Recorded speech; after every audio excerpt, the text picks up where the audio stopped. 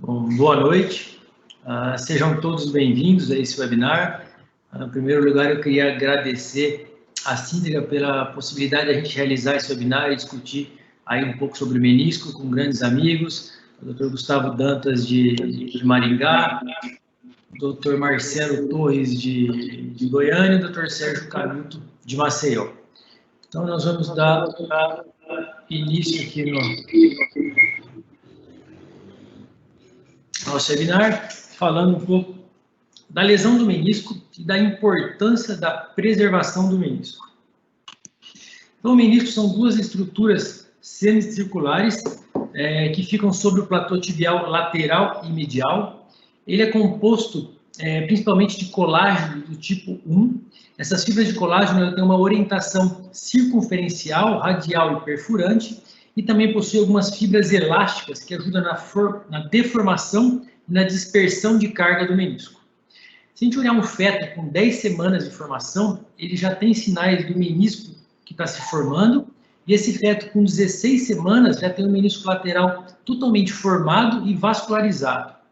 E assim ao nascimento, quando a gente nasce, o menisco está totalmente vascularizado. E durante o crescimento, a infância, até os 13, 14 anos, essa vascularização vai diminuindo, e com 14 anos o que a gente tem é uma vascularização em 30% do menisco, que é daí que veio a divisão da zona branca, vermelha e branca, e a zona vermelha, que é a mais próxima da cápsula articular. As principais funções do menisco são a estabilização dos côndilos na tíbia, a absorção e a distribuição de carga, a lubrificação, nutrição e a propriocepção. E o menisco é cometido de diversas formas, que são só alguns exemplos de alguns dos tipos de lesões que podem acometer os meniscos. E desde 1948, Fairbank já relatava que quando era feita uma meniscectomia, ocorreu uma tríade terrível, que era a diminuição do espaço articular, um achatamento do côndilo femoral e a presença de osteofito, ou seja, esse joelho caminhava para uma artrose. Isso ocorre porque a meniscectomia reduz a área de contato em 75% do fêmur sobre a tíbia, aumentando essa pressão em mais de 200%. E não só o fator mecânico, mas a meniscectomia também altera a fisiologia articular, acelerando o metabolismo basal, levando a uma inflamação do joelho e uma falha da cartilagem. E esse risco de artrose ele é maior no compartimento lateral, quando a gente faz uma meniscectomia lateral, existe um maior risco de uma condrolise.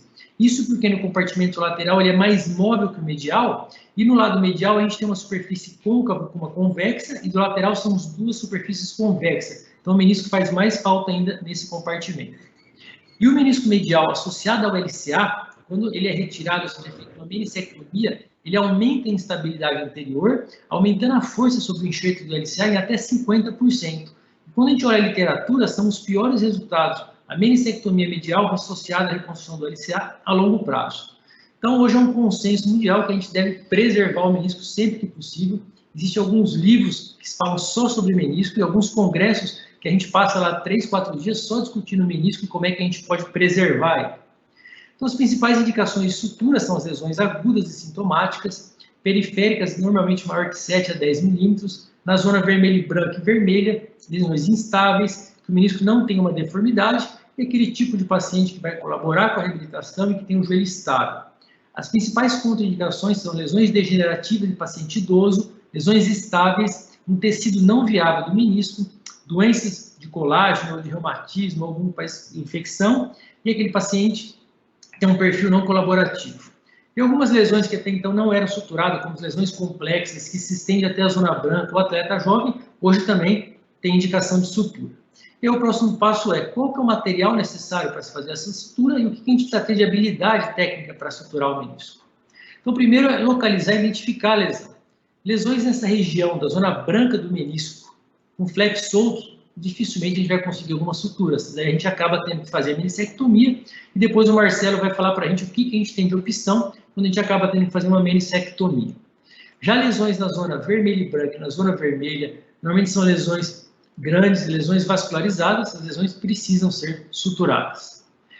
Existia um fator como idade, existia um limite que 40 anos era uma idade limite, acima disso não suturar. Hoje a gente não olha mais isso, hoje é muito mais importante a idade fisiológica, qual que é a atividade que aquele paciente faz para a gente decidir se vai suturar ou não. E o material que a gente vai usar. Hoje existe uma gama diferente de material para cada tipo de lesão, é isso que a gente vai conversar um pouco. O Smigelsson, polonês, ele dividiu o menisco medial em 5 zonas, desde a raiz anterior até a raiz posterior.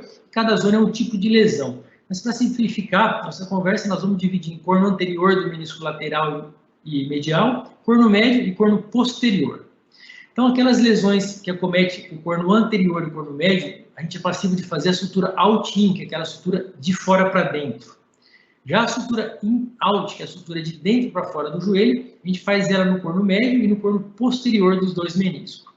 A sutura all-inside, aquela sutura que faz totalmente dentro do joelho, ela é metade do corno posterior, quer dizer, metade do corno médio e do corno posterior dos dois meniscos, e ainda tem a possibilidade da sutura aberta, normalmente no corno anterior e no corno médio, alguns tipos de cisto, que é grande, que tem que abrir para retirar e suturar, e mesmo quando a gente não tem, às vezes, o material, não tem nenhum problema, é melhor você fazer uma sutura aberta do que perder o menisco.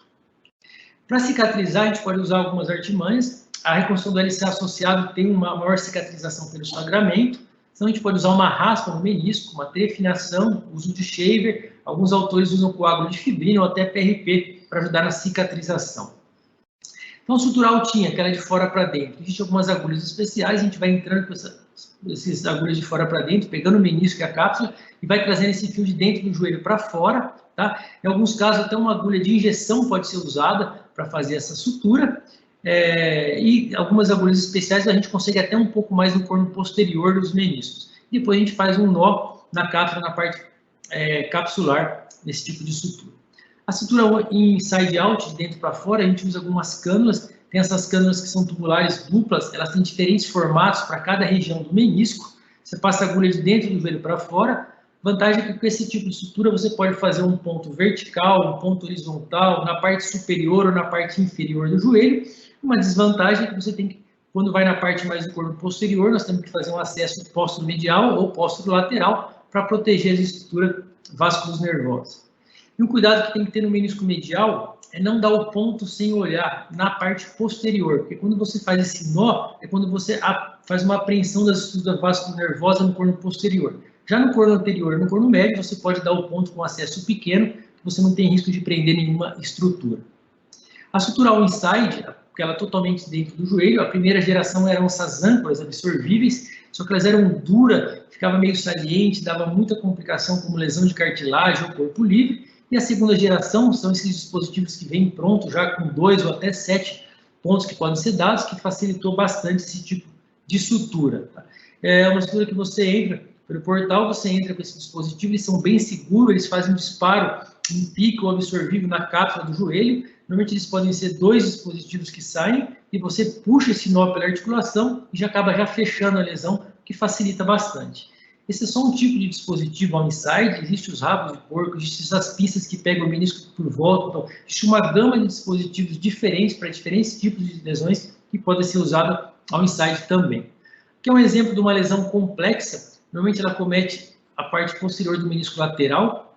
Nesse caso a gente fez uma sutura com rabo de porco pela parte posterior, ou seja, fizemos um acesso posterior-lateral e englobamos toda essa lesão. E aqui uma lesão muito parecida, de novo paciente jovem, corno posterior do menisco lateral, com componente longitudinal, 2 ou 3 componentes longitudinal. Se a gente fizer uma meniscectomia, tem que tirar totalmente esse menisco. A gente pode usar sutural inside com 2 pontos, pegando o menisco inteiro, o rabo de porco. E o que a gente faz nessa lesão? Essa cerclagem que envolve todo ele. E normalmente esses pacientes são jovens e evoluem muito bem com esse tipo de sutura.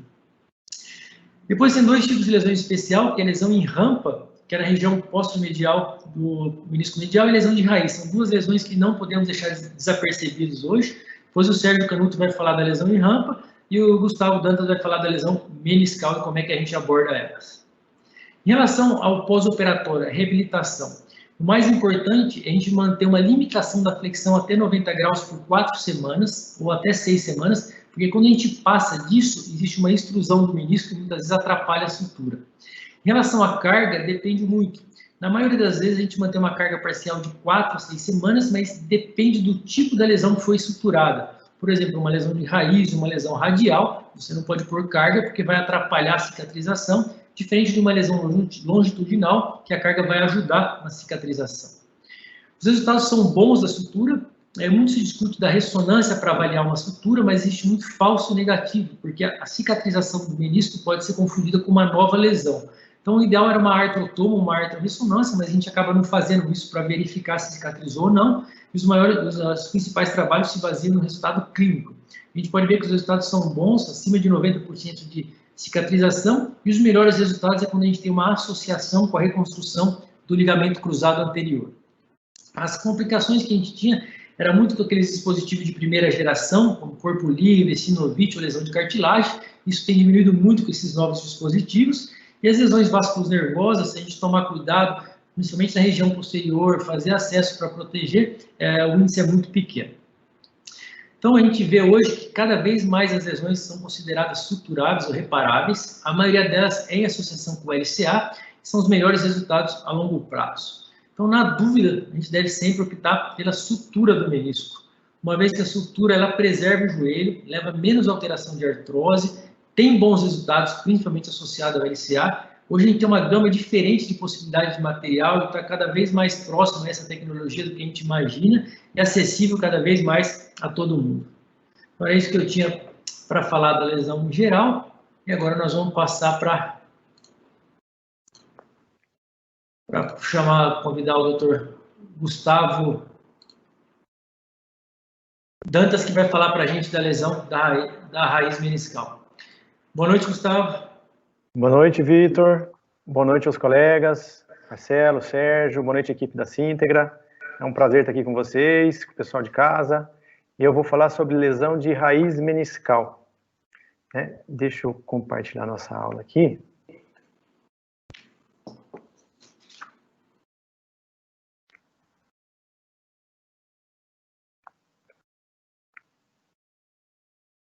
Ok. Então, a gente vai falar sobre lesão de raiz de menisco.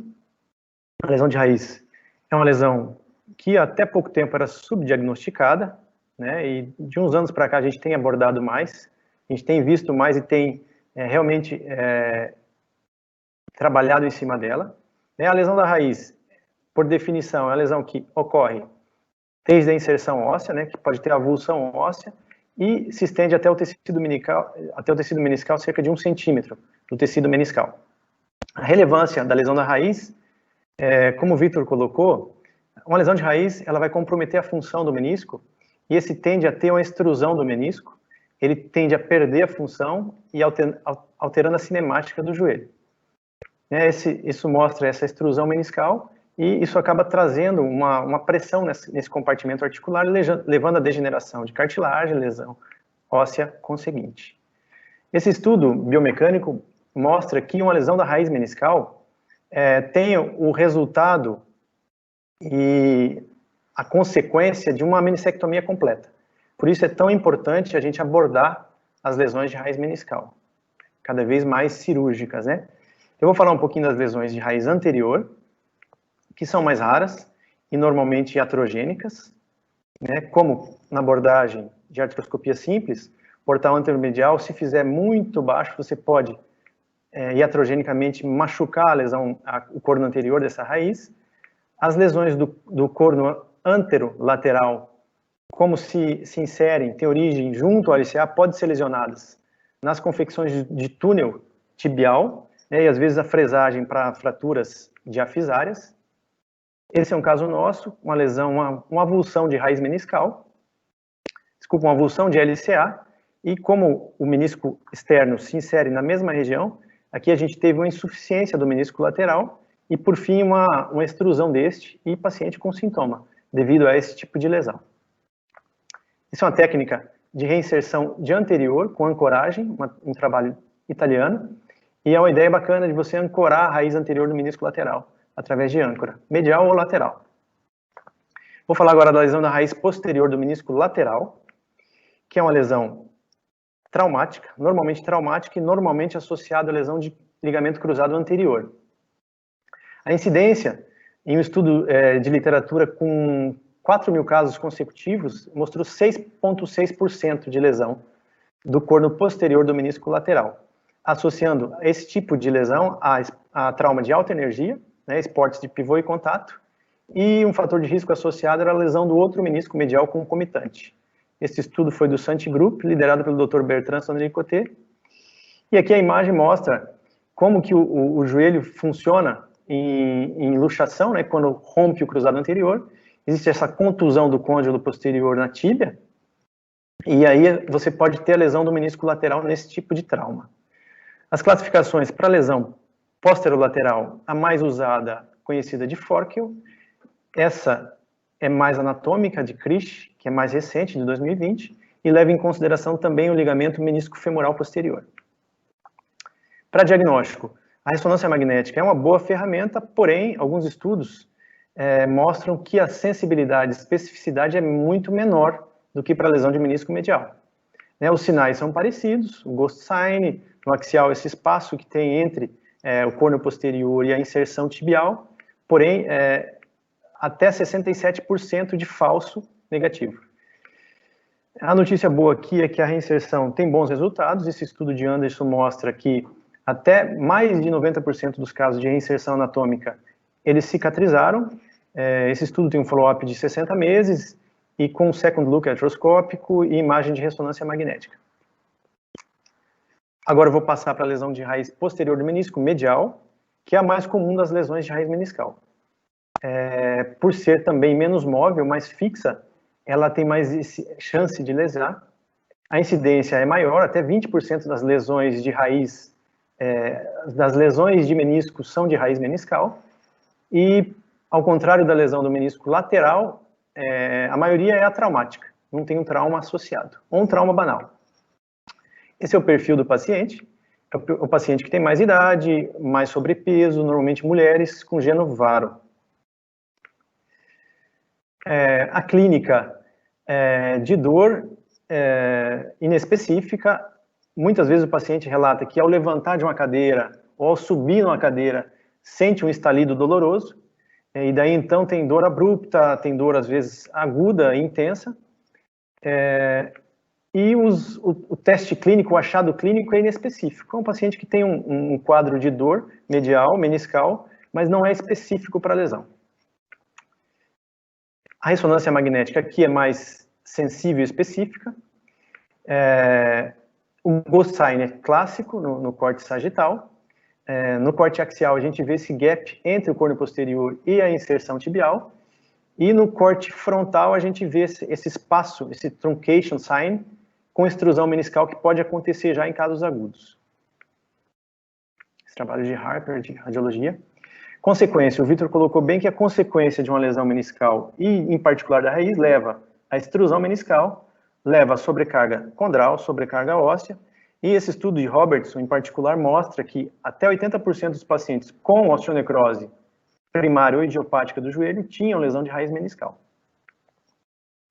Essa é a classificação mais usada para lesão de raiz meniscal medial, que é a classificação de Laprade, de 2015. Deixa eu só voltar um pouquinho para mostrar para vocês que o tipo 2 é o tipo mais comum. Em torno de quase 70% das lesões é o tipo 2, lesão radial completa, próxima à raiz. O tratamento para esse tipo de lesão vai do não cirúrgico, que é reservado para os pacientes de mais idade, com lesão de cartilagem mais extensa, tipo 3 e 4, grau 3 e 4 de Osterbreite. Esse paciente não é um bom candidato à cirurgia, muito embora a gente tenha cada vez mais aumentado a nossa indicação cirúrgica para esse tipo de lesão. A menissectomia talvez tenha menos indicação aqui ainda, para algum paciente que não tem indicação, que tem contraindicação à reinserção, ao reparo, porém tem sintoma de bloqueio, sintoma mecânico. É um paciente que vai evoluir para artrose de forma mais precoce. Esse estudo de Chang et al. Mostra que os pacientes que foram submetidos à menissectomia evoluíram de forma mais rápida para prótese total de joelho. 34% versus nenhum paciente que foi submetido a reparo meniscal. Então, o reparo cirúrgico é o procedimento de escolha, é o gold standard para esse tipo de lesão.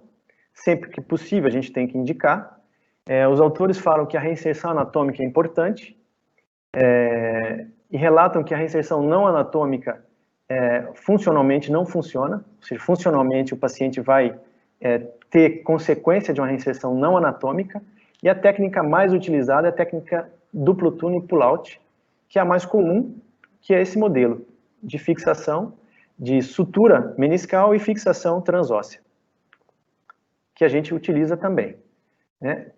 Eu, particularmente, utilizo mais a sutura duplo túnel, a fixação na cortical com sutura convencional. Esse é o modelo de sutura, de fixação, né? E você cria um leito na tíbia e você como se sepultasse esse menisco na tíbia para trazer, para centralizar o menisco de uma forma mais efetiva. Em relação à técnica cirúrgica, a gente precisa de conforto para operar, precisa de espaço. Então, faz 1 ano e meio, mais ou menos, que eu tenho feito pie crusting em todos os casos, em 100%, para você aumentar o espaço articular medial. Né? Eu já opero, a gente começou a operar esse tipo de lesão em 2016. De 1 ano e meio, 2 anos para cá que eu comecei a fazer o pie crusting medial, para você aumentar o espaço. A evolução do material cirúrgico, como o Vitor comentou, é fundamental, de trazer o conforto para a cirurgia, guias específicos que estão sendo desenvolvidos, broca específica de tamanho adequado e pinças específicas que facilitam muito o trabalho nosso de reinserção meniscal. Essa é uma técnica um pouco diferente, é uma tenodese da raiz meniscal, um grupo da Coreia que desenvolveu essa técnica e, particularmente, eu tenho pouca experiência com a técnica, mas acho a ideia muito interessante. Vou mostrar para vocês um vídeo. Opa, deixa eu mostrar o vídeo de uma reinserção meniscal. Mostrando aqui uma lesão aguda da raiz meniscal medial. Mostrando que é possível você suturá-la sem material específico, né, com gancho e sem guia específico, porém aqui o trabalho é mais árduo, né? Tecnicamente demanda mais, e com os guias específicos você tem um conforto melhor para fazer esse tipo de lesão. Essa é uma lesão aguda, com a redução bem bacana, bem adequada, e aqui a ressonância mostra uma centralização meniscal sem extrusão alguma. Pessoal, é isso que eu tinha para comentar. Eu agradeço novamente a equipe Sintegra, aos meus colegas, e eu vou passar a bola para o Vitor, que tem alguns questionamentos talvez aí para a gente. Gustavo, parabéns, excelente aula, acho que é isso que a gente tem que pensar na raiz dos dois meniscos. Eu queria só avisar todo mundo que tem o PIR ali, quem quiser mandar pergunta, está à disposição, por favor, pode escrever pergunta que a gente vai tentar responder o máximo das perguntas que forem enviadas. Enquanto o Marcelo, o Sérgio prepara a aula dele, eu vou fazer uma pergunta para você. O pessoal lá da Coreia e da China, que tem publicado bastante sobre essa lesão da raiz do menisco medial, principalmente, para ajudar a conter essa extrusão, eles fazem uma centralização com uma âncora na borda da tíbia, na borda medial da tíbia. Você acha que é necessário? O que você acha disso? Você tem experiência com esse tipo de centralização?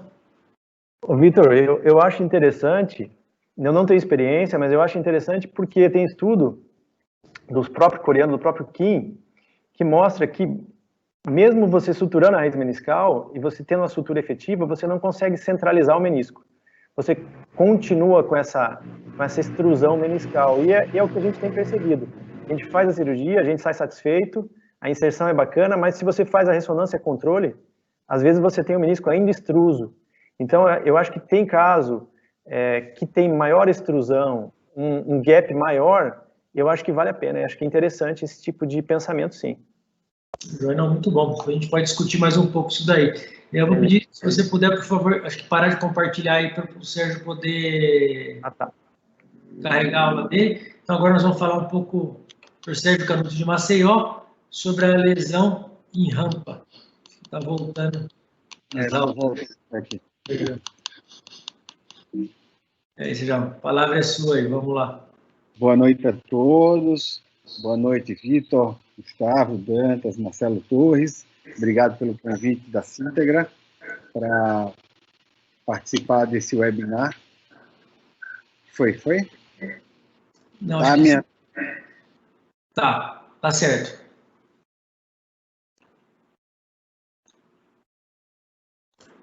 Sérgio, seu microfone tá fechado aí, não tá? Tá sem áudio. Boa noite a todos, né? Agradecer à Sintegra e ao Vitor, especialmente, que me fez esse convite. Vou falar sobre lesão em rampa. A lesão em rampa é uma lesão especificamente associada à lesão do cruzado anterior, tá? Essa lesão, esse é um vídeo institucional do Santigroup, da qual eu faço parte junto com o Vitor, e aqui você mostra uma translação da tíbia, que é uma lesão do cruzado anterior. Você rompeu o cruzado nesse momento, teve uma lesão meniscal lateral, aí há uma torção interna da tíbia, que você rompe o ligamento anterolateral, que é um ligamento que a gente tem reconstruído em alguns casos de mais risco, e na parte posteromedial, no momento dessa translação, o braço do semembranoso, ele tem uma cocontração e acaba fazendo uma lesão menisco-capsular posterior, que você vai ver melhor nessa imagem anterior e superior. Então, você vai ver que aqui tem essa lesão menisco-capsular. Essa é a lesão em rampa, tá? A lesão em rampa, quando você vê esse edema ósseo nessa parte posteromedial da tíbia, ou quando você vê um branco entre o menisco e a cápsula, você tem que suspeitar dela. Durante a artroscopia, se o menisco vem um pouquinho para frente, você tem que suspeitar, e se tem esse sangramento, provavelmente é uma lesão de rampa aguda. Aí por vídeo, você faz o acesso chamado de Gilchrist, por debaixo do LCP, e com um probe posteromedial e com um shaver, você identifica essa lesão, visualizando ali embaixo a cartilagem da tíbia, ou seja, uma lesão em rampa, uma lesão que precisa ser tratada, porque isso vai aumentar a instabilidade do joelho. A história da lesão em rampa não é nova. Ela foi descrita em 1983, né? Tem quase 40 anos, por Gilchrist, Hamberg e Lisholm, aquele do protocolo de Lisholm pós-operatório. Ela foi descrita de forma artroscópica e o reparo primeiro feito foi aberto. Quando você vai, o termo ramp foi dado por esse autor chamado Strobel, que em 1988, ou seja, mais de 30 anos, ele descreveu essa lesão menisco-capsular. E a técnica artroscópica foi descrita há 29 anos atrás por Craig Morgan, que é exatamente essa técnica que a gente está fazendo atualmente, apenas com dispositivos um pouco diferentes. A primeira série de casos na literatura foi desse grupo coreano do Samsung Hospital, que eu tive a oportunidade de ir em 2018, junto com Bertrand e com Etienne Carignac, visitar vários serviços, 3 serviços na Coreia, e lá, esse grupo aí, esse Dr. An, já em 97 a 2001, ele fez os casos, ele fez second look, e observou uma cicatrização em mais de 97% entre cicatrização total e parcial, ou seja, há muitos anos, realmente os coreanos estão na frente de todo o mundo em relação a esse tipo de lesão. E como identificar a lesão? A gente tem 2 steps. O step 1 é a tradicional visualização com a ótica. E você faz esse step 1, e quando você não faz esse step 2, que é olhar por debaixo do LCP, e no step 3, que é palpar posteromedial com uma agulha, se você não faz o 2 e o 3, você deixa de diagnosticar 40% de lesão meniscal. Então, realmente, cada dia mais a gente tem que procurar essa lesão, que se você não procurar, você não acha. Existem outras formas, né? Esse outro grupo coreano, ele observou que quando você utiliza o portal de Gilchrist, que é o step 2, ele diagnosticou 48% das lesões, e no step 1, que é o tradicional, 38%. Mas quando ele utilizou o step 3, que é utilizar o Gilchrist, com uma ótica de 70%, ele já chegou a 100%, sem nem mexer posteromedial. E o step 4, que é utilizar o portal posteromedial, que é essa imagem D aqui, aí é que visualiza bem mesmo. Então, a ótica de 70, eu não uso, mas é uma possibilidade que melhora muito a acurácia e diagnóstico dessa lesão. A gente utiliza essa via anterior, né, que é a via transnote, mas lá na Coreia eles usam muito a via transeptal. Olha como a transeptal você visualiza bem. Você vai pelo portal lateral e você cai de frente à lesão em rampa. Então, se você tem uma expertise em transeptal approach, é uma excelente via para identificar essa lesão, e aqui a sutura da lesão em rampa. Você vê que há um controle rotacional maior, e aqui a via tradicional que a gente faz para controlar essa sutura. Esse é um vídeo institucional do Santigroup. A classificação é do Bertrand Sonorecoté, lá de Lyon. Ele divide em tipo 1, que é uma lesão clássica menisco-capsular, tipo 2, uma lesão que é uma lesão parcial com ruptura superior, parcial com ruptura inferior, uma lesão completa da borda menisco-capsular, tipo 4, e tipo 5, uma lesão dupla. E qual a prevalência, né? A prevalência hoje varia de 10% a 25%, mas o maior estudo de casos clínicos é esse do Santigroup, com 33.214 pacientes de cruzado anterior, em que observou 23,9%, ou seja, 24% nos joelhos primários e 39% nas revisões. E o Roman Sale, que é um outro autor que tem uma expertise grande em ramp lesions, ele mostrou que quando você associa você tem uma lesão em rampa, você tem uma rotação maior, ou seja, você tem um controle rotacional menor, sugerindo que a sutura da lesão em rampa deve ser feita para controlar essa rotação, essa instabilidade rotacional. E as lesões em rampa curam espontaneamente. Durante essa nossa visita à Coreia, de lá nós fomos para um congresso Ásia-Pacific. E aí eu conheci esse cirurgião, que é Huan Feng, lá de Pequim, e ele fala nesse estudo prospectivo randomizado que não teve grande diferença quando ele suturou e quando ele não suturou a rampa. Mas isso é controverso, porque vários estudos mostram que a longo prazo há uma tendência de uma prevalência maior da lesão em rampa, e todos esses estudos, eles falam que a rampa tem de 1 milímetro a 1,5 milímetro de translação quando você está intacto e quando você rompe. Então, sugerem que seja suturada essa lesão. Com relação à biomecânica, também existem diversos trabalhos. O próprio Huan Feng, ele tem um trabalho que ele mostra que quando você tem um slope aumentado, somente o slope meniscal, não o slope ósseo, aumenta o risco para a rampa, né? Aqui, esse trabalho do Houston e alguns estudos antigos falam que há uma cocontração do semembranoso, outros estudos falam que é simplesmente o ressalto do côndilo na tíbia, então tem muita discussão sobre esse tema. Aqui é um vídeo do Bertrand, em que a gente observa a tíbia lá, e lá atrás, posterior-medial, você observa o braço do semembranoso, ou seja, é uma íntima relação entre rampa. E como suturar? E como reparar essa rampa, tá? A minha experiência com sutura de rampa é de alguns poucos casos com aquele rabo de porco tradicional, mas a minha experiência mais longa, eu utilizo essa pinça, a sutura e laço da Arthrex, a 25 graus, que quando é no joelho direito eu utilizo o left, quando é no joelho esquerdo eu utilizo o right, tá? Você troca o lado. E por que não utilizar dispositivo all inside nessa lesão? Porque a lesão meniscal, meniscapsular, ela acontece na zona 4, como o Vitor descreveu. E a zona 4, o menisco, ele não está no mesmo plano da cápsula. A cápsula está mais baixa, o menisco está mais acima. Então, se você for com um dispositivo reto, você tem uma chance grande de você não pegar a parede posterior, como vocês estão vendo no vídeo da direita. Então, o ideal é que você use qualquer pinça, tipo rabo de porco, para fazer essa sutura.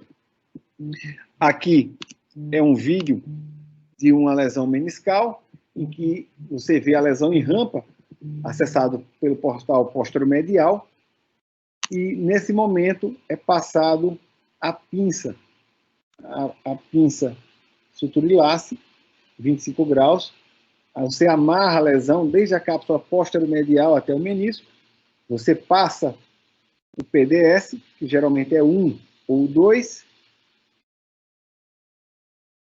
aí nesse final aqui você vai pescar com o grasper a lesão, você vai lá com o grasper, pesca a lesão, e depois, nessa foto da direita, você sutura a lesão.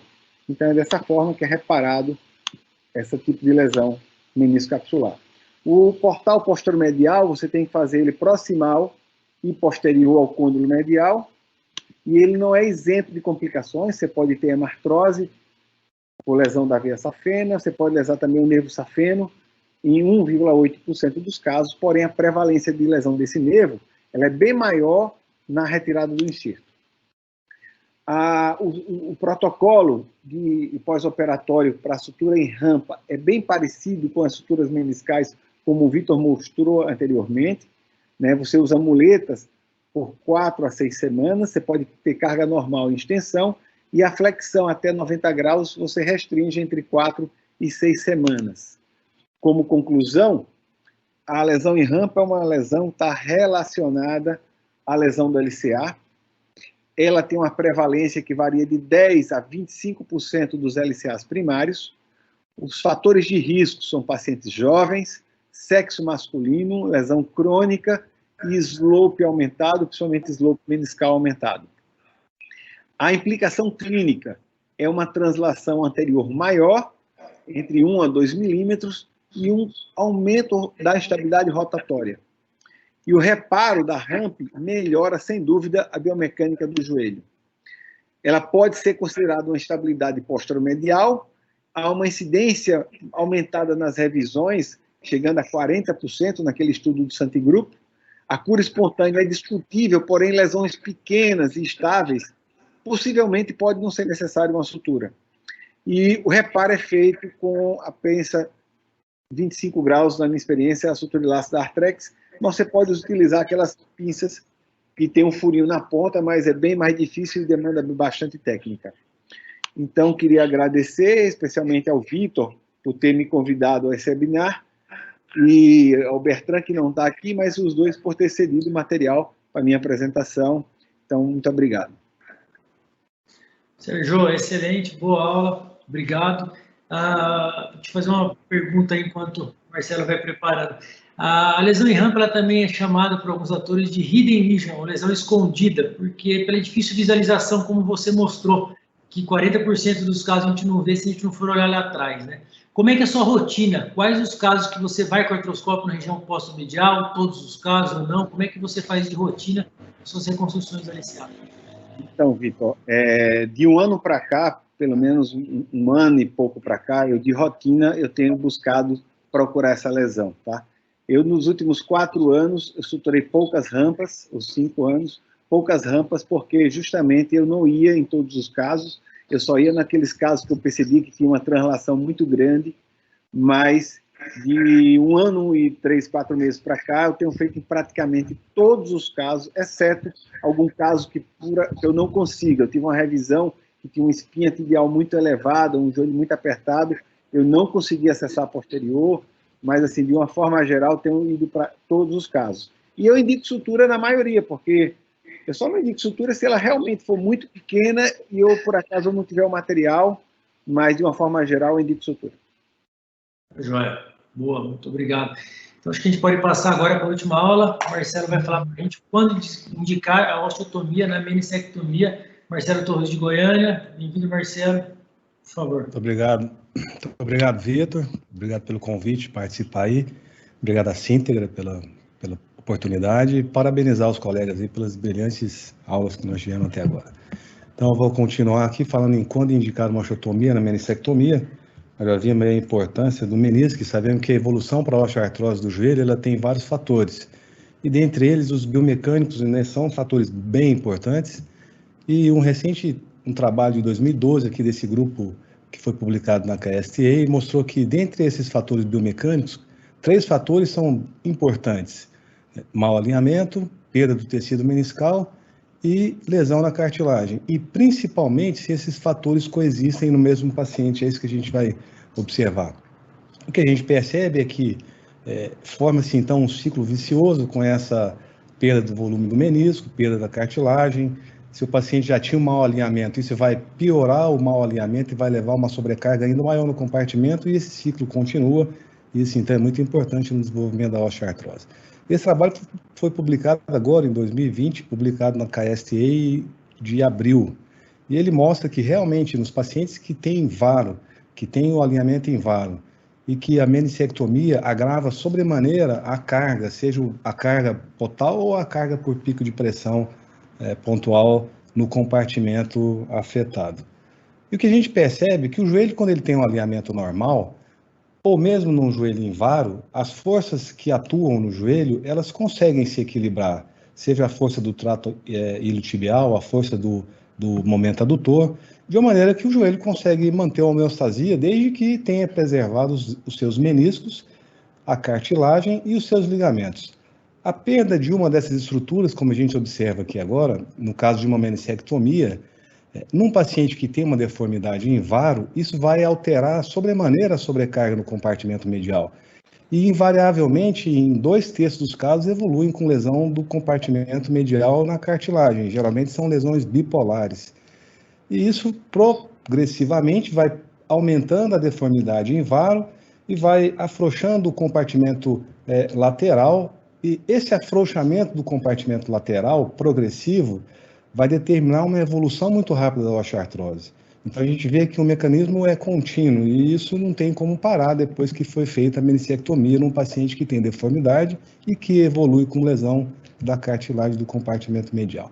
Então, nesses pacientes que apresentam já algum grau de lesão condral, no momento de escolher entre um reparo ou uma meniscectomia, se não for possível fazer o reparo, que seria extremamente importante, seria a indicação ideal, principalmente nos pacientes que têm deformidade. Então, seja em valgo, seja em varo, no paciente que tem lesão meniscal e que tem algum grau de sofrimento da cartilagem, é imperativo que tente se reparar.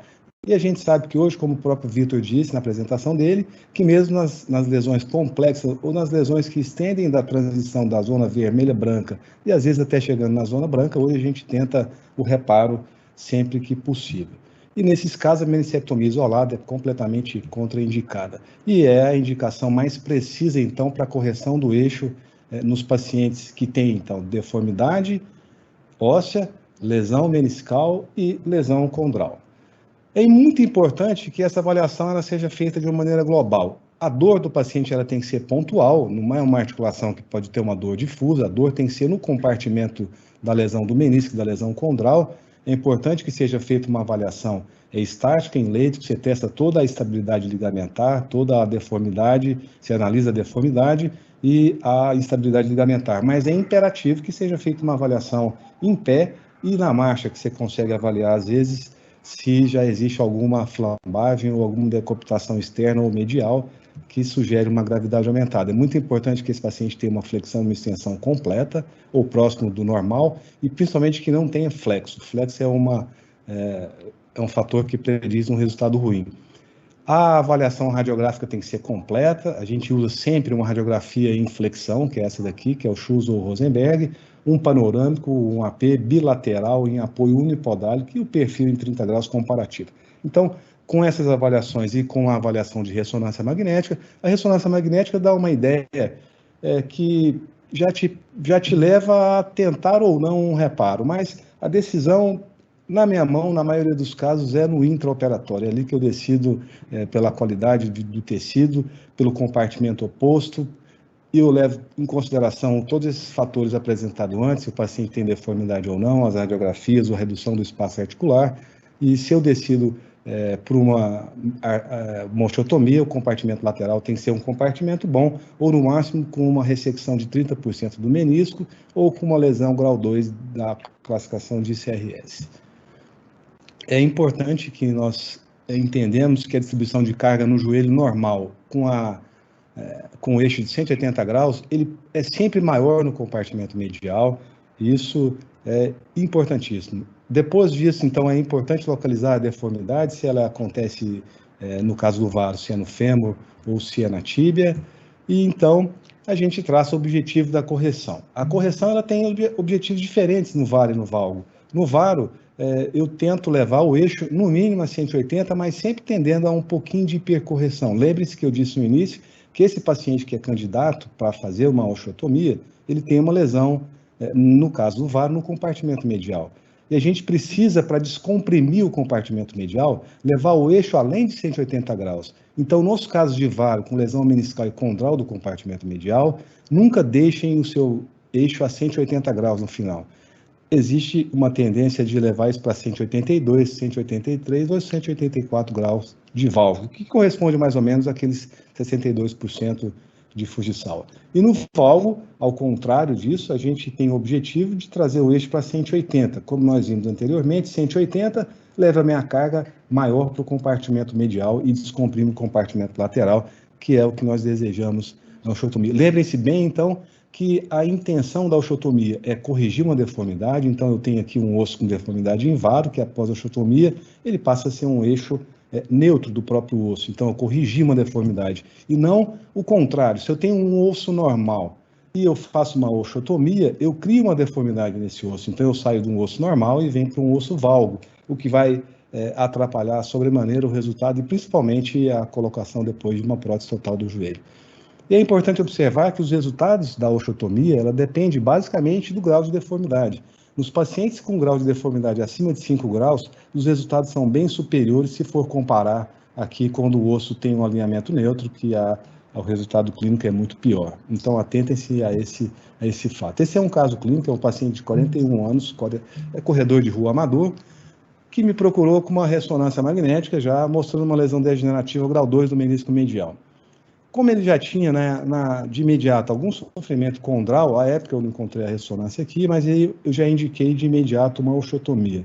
Então vejam que mesmo nos casos agudos, que ainda não foram meniscectomizados, a gente pode indicar uma osteotomia junto com a meniscectomia para proteger aquele compartimento que já tem algum grau de sofrimento condral.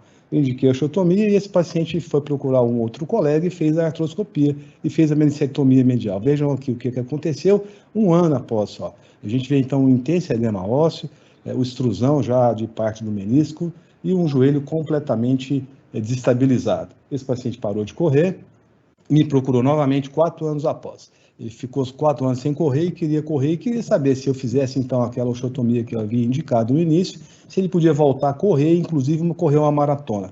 Como minha resposta foi não, ele fugiu de mim de novo e voltou 8 anos depois.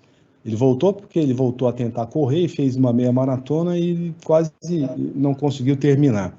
E aí eu vi que continuava evoluindo aquele sofrimento e principalmente o desgaste do compartimento medial. E foi então que ele aceitou o procedimento de osteotomia. Então esse é o planejamento que eu havia feito à época. A gente pega essas linhas, traça, joga onde você quer jogar a carga e você calcula mais ou menos o seu ângulo de correção. Existe a possibilidade, você mede então todas essas deformidades e agora a SBCJ está em parceria com esse aplicativo, com esse software, e a gente consegue calcular isso diretamente no software. Esse é o endereço do software, Detroit Bone Setter. A gente teve uma aula disso ontem e está disponível para todos poderem utilizar.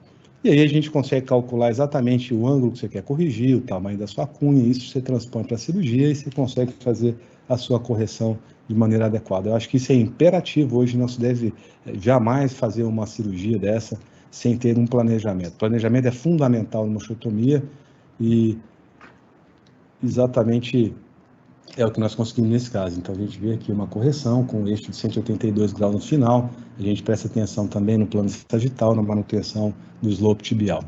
Era isso que eu tinha a dizer e queria dizer que preservar o menisco é o melhor caminho para prevenir a osteoartrose e um joelho com mau alinhamento. Muito obrigado. Marcelo, muito bom, parabéns. Eu acho que passou a mensagem até que esse caso clínico seu aí, mostrando que nas lesões degenerativas a gente tem que tomar muito cuidado com a meniscectomia, né?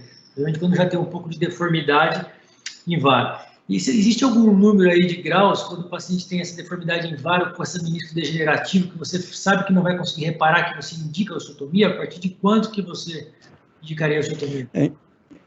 Então, a gente sabe que, como eu mostrei naquele trabalho ali, os resultados eles são melhores nos pacientes que têm deformidade óssea. Então, quando o varo ele acontece só por desgaste do menisco ou da cartilagem, o paciente geralmente não faz um varo muito acentuado. E geralmente é abaixo dos 5 graus. Esse não é um paciente muito bom para receber uma osteotomia. É um paciente que tem que pensar no tratamento conservador, mudança de hábito, tratamento com medicação, reforço da musculatura, controle do peso, mas não é um paciente que vai muito bem com osteotomia. E geralmente esses pacientes que têm acima de 5 graus de deformidade são os pacientes que têm os melhores resultados clínicos.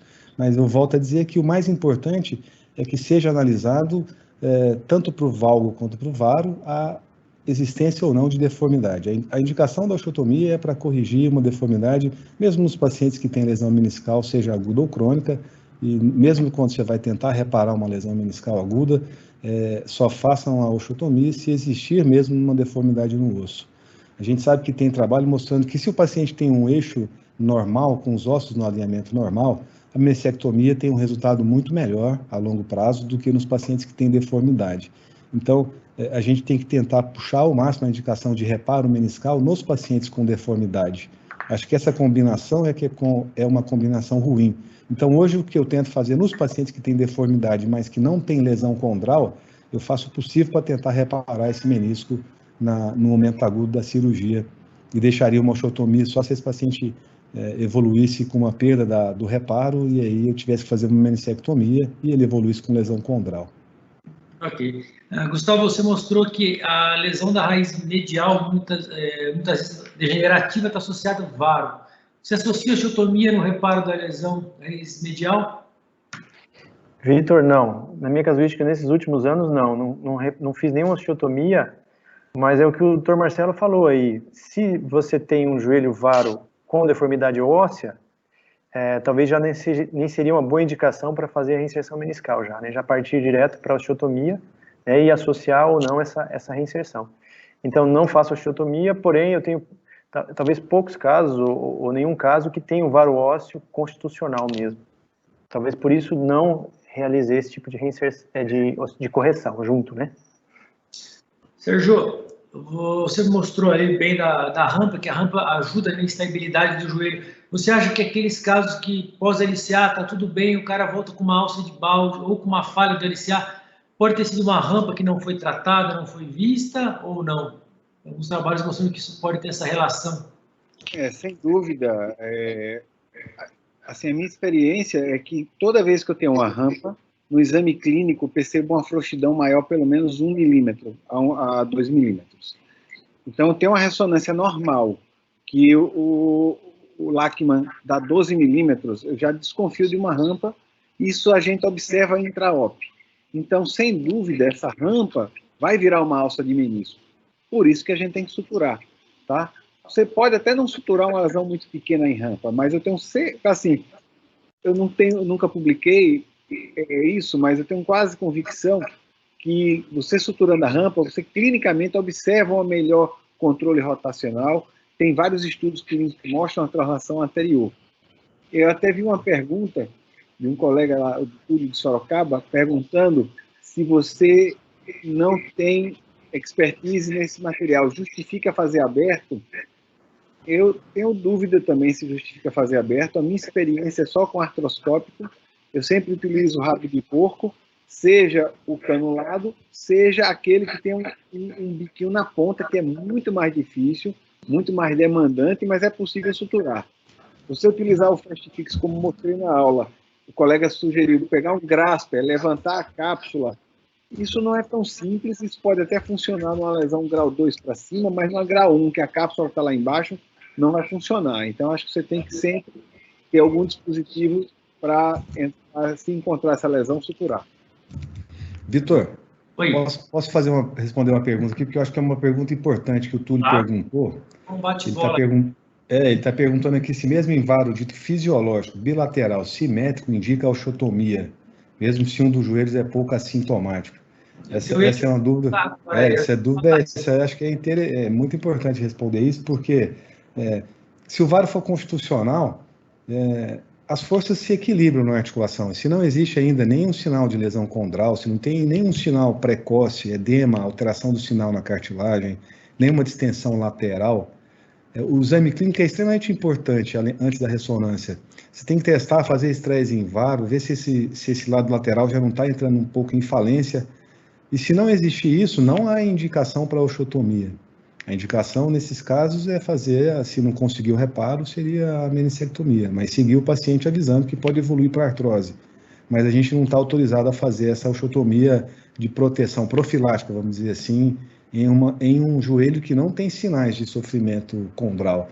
Aí você pode lançar mão de exames precoces, cintilografia, você tem que fazer um estudo específico de mapeamento de cartilagem, mas você tem que ter sinal de que existe uma descompensação do compartimento medial. Senão você faria só a meniscectomia.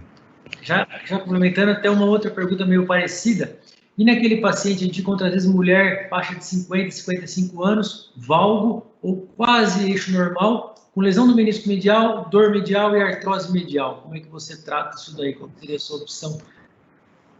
Sempre tratamento conservador. Aí não cabe jamais. Você está falando do lado medial com um pouquinho de valgo, né? Isso, um normo-eixo ou com... a dúvida seria se faria uma osteotomia, assim. Você vai criar uma deformidade no osso. a sobrevida dessa osteotomia em 10 anos é abaixo de 30% nesses pacientes que têm 0 ou algum grau de valgo. Se ele tem uma tíbia que é 0 grau, jamais eu indico uma osteotomia hoje. A gente estava conversando um pouquinho antes aqui, falei que mais jovem eu tentei fazer muitas osteotomias que eram as off-label, e eu tenho certeza hoje que isso evoluiu ruim com os meus casos, independente dos trabalhos da literatura, e eu não indico mais uma osteotomia em quem não tem deformidade óssea, a não ser extremamente, uma exceção extrema, o paciente é extremamente ativo, mais jovem e que você vai tentar alguma coisa de salvamento, mas seria uma cirurgia, uma indicação de exceção. Isso não é a regra. Então, nesse paciente aí, sexo feminino, mesmo um paciente magro, mas com eixo normal ou um pouquinho de valgo, a indicação é tratamento conservador. E se for evoluir para alguma coisa, é para alguma artroplastia. Sérgio, quer complementar? O Sérgio está pedindo a palavra. Quero fazer uma pergunta para vocês três. Já que a gente tem suturado muito o menisco, acho que é uma tendência mundial, mas tem aqueles casos que eu ainda continuo na dúvida, né? É um paciente de 35 anos de idade, um joelho discretamente varo discreto, faz uma alça de balde isolada, não com LCA. A LCA acho que é unânime na sutura. E aí? E a opinião dos três? Pode começar, Guto. Vamos lá, Gustavo. Eu vou ser breve, meniscectomia. Marcelo. Normo eixo? Eu não entendi. 2 graus de varo, 2 graus de varo. 2 graus de varo. Se tiver algum grau de varo e for lesão do menisco medial, tenta sutura. Tenta aumentar, faça o túnel um buraco no intercôndilo ali para ver se estimula algum sangramento, dou uma escarificada próxima. Tenta escarificar bem a lesão, mas se for uma alça, eu tento suturar. Nessa idade, 30 e poucos anos, 32 anos, tento suturar. Menisco lateral, alça isolado, sempre. Qualquer lesão de menisco lateral, sutura. Medial, eu fazia meniscectomia, mas já estou um pouco mudando. Porque a minha dúvida é, lesão isolada menisco medial, sem LCA, a cicatrização é baixa, todo mundo sabe disso. Então, normalmente é um menisco doente, não é um menisco normal como tem esse tipo de lesão. Mas hoje eu tenho uma tendência maior a suturar essa lesão. A não ser que tenha um pouco de artrose, como o Marcelo falou. Se tiver um pouco de artrose, aí eu vou optar pela osteotomia e meniscectomia. Eu já tive sutura, né? Eu falo meniscectomia porque eu já suturei algumas e já tive resultado ruim. Então, hoje eu vou mais para meniscectomia. Muito bom. Concordo. Tem uma dúvida grande, né? E você, Sérgio? E aí, você que fez a pergunta e como é que manda? Uma dúvida. Eu realmente, assim, se eu vejo que o paciente, a cartilagem está boa, até 30 anos eu tento a sutura também, mas 35, que foi o caso aqui, eu tenho uma tendência igual ao Guto a fazer uma meniscectomia, porque eu já fiz algumas suturas e falharam. Então, eu tenho muito medo dessa alça com o joelho um pouco varo e já passando dos 35, o índice de falha para mim é um pouco grande comparado com as outras suturas. Eu acho que se ele tiver um pouquinho varo, aí eu já aproveito que eu vou liberar o colateral medial, que eu fico com o menisco medial toda aberta ali, eu faço a sutura. Eu acho que o que diferencia muito e que a gente evoluiu é na qualidade das suturas, né? Eu comecei a fazer sutura com fio de nylon 0. Agora a gente tem fios melhores para fazer sutura e a gente aprendeu a fazer sutura por cima, por baixo, sutura com... lá atrás faz com dispositivo, no meio. Eu acho que o importante nessas alças é colocar o máximo de ponto que você conseguir, por cima e por baixo. E não ter dó de fazer um acesso pós-medial se precisar para terminar de amarrar os pontos ali. Acho que é gastar fio e tempo e ter paciência. Porque se der 2 pontinhos para pensar que você vai prender uma alça inteira e que isso vai funcionar, esquece, né? Vai soltar. Gustavo, a gente está com o tempo já esgotando rápido aí. Onde é que você faz o pie crust? Articulação, proximal ou distal? Mais proximal, mais posterior, no ligamento colateral. É, joia. Sérgio, algum comentário final da sua rampa? Que dica você dá para quem está começando a suturar a rampa, porque a gente tem uma curva de aprendizado? Então, a dica é o seguinte, quando você for fazer a exploração com a agulha, você botar bem um pouquinho para trás do côndilo e um pouquinho para cima, e com a agulha você tem que alcançar a lesão da rampa no ângulo de superior para inferior. Se você conseguir isso, você tem uma chance muito grande de conseguir suturar a rampa sem nenhuma dificuldade. Outra dica é fazer uma rotação interna da tíbia, se você tiver com dificuldade de visualização, e aí você vai conseguir ver a rampa também. Eu acho que se você tiver essas duas, um bom acesso posterior medial e uma boa rotação interna, é uma cirurgia rápida. O difícil, às vezes, é o nó, que eu já tive problemas com o nó, que ele pode enganchar. Eu não uso cânula, mas a cânula pode ajudar nesse enroscamento do nó. Acho que a dica maior é essa. Obrigado, Marcelo. Para finalizar, raiz medial, faz osteotomia no varo junto ou não? Eu faço em quase todas. E sempre que por isso que eu queria ter perguntado para o Guto como que ele consegue mobilizar um pouco esse menisco que está bem afastado. A gente percebe que depois, no caso crônico, o menisco fica mais afastado, não é fácil trazer ele para o lugar. Por isso que eu perguntei até que ponto ele aceita, até que distância do lugar original ele aceita prender, porque geralmente eu prendo um pouquinho fora do ponto original e faço osteotomia. Nós estamos misturados no tema, vamos responder essa pergunta, que teve várias perguntas dessa. No caso mais crônico, o menisco medial não vem, qual que é a sua dica para soltar esse menisco para ele voltar para o lugar? Vitor, é difícil eu indicar cirurgia nessa condição de reinserção, mas se eu deparo com um caso desse, é você soltar mesmo a parte posterior do menisco, né? Confesso que não tenho muita experiência, porque indico pouco nesse tipo de lesão, eu gosto de indicar na fase aguda, se passar disso eu acabo não indicando, mas enfim, é isso, eu tenho a dizer que se tiver preso, eu tenho que soltar, senão não adianta a minha sutura, né? Minha reinserção. Essa foi uma pergunta que eles fizeram até puxá-la, mas está criando uma rampa. Mas, na verdade, estou brincando aqui, mas é um joelho completamente diferente. A rampa que o Sérgio mostrou é um joelho com LCA, instável, esse é diferente, mas às vezes a gente precisa soltar mesmo. Nós estamos esgotados do tempo, queria agradecer Gustavo, Sérgio, Marcelo pela participação. Sei que a gente gosta muito de menisco, se deixar a gente fica aqui mais uma hora discutindo e respondendo as perguntas, mas nós gostamos do tempo. Obrigado pela participação de todos e até a próxima. Boa noite a todo mundo. Obrigado e parabéns pela iniciativa. Valeu, parabéns. Obrigado.